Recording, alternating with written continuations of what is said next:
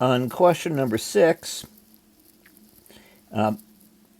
we can see by looking at this picture that Claudia was incorrect. Caitlin is correct. Why is Caitlin correct?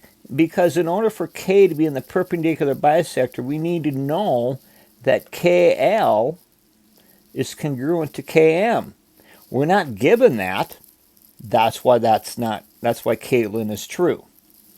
On question number 7, we know every triangle has an incenter located inside the triangle. That doesn't matter.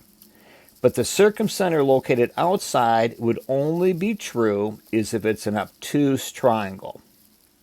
Okay? And so as long as you draw an obtuse triangle, you're going to have the correct answer. Question number 8. That's a sometimes, always, or never question. So the angle bisectors of a triangle intersect at a point that's equal distance from the vertices.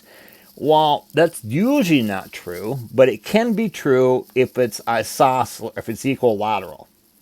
So that would be true sometimes. If it's an equilateral triangle, then I know the angle bisectors are going to be the same distance because the angle bisectors would be the perpendicular bisectors. But if it's not always true, because if it's not equilateral, then it wouldn't be true. So this is the case what actually should be never, but there's one exception, so we say it sometimes. On question number 9, it says in an isosceles triangle, the perpendicular bisector of the base is always the angle bisector of the opposite side, and that is going to be always true because in an isosceles triangle, your perpendicular bisector is also the angle bisector. Didn't draw that very well, but that's what it's true. That's always going to be true. And on question number 10, we're told we have this kite. The kite means that two of the sides are the same. So I want to find the length of PR. So what happens on this one, we know PR equals to SP. We can see that actually by the way we've drawn this. Let me get my pointer here. Is we know RT and ST are the same. We know these angles are both right angles because you have one right angle, you have another right angle. And then TP would be the same.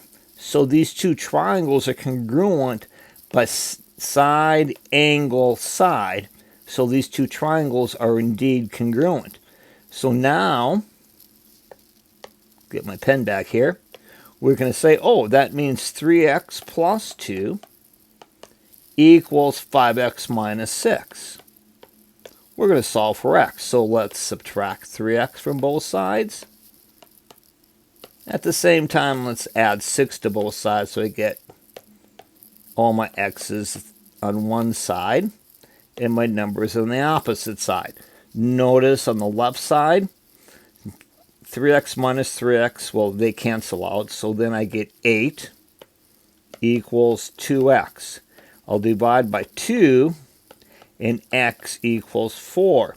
Notice one of our choices is 4, but that's not the correct answer, because x equals 4, not the length of PR. So if PR is 4, or if x is 4, whoops, I always do that one wrong.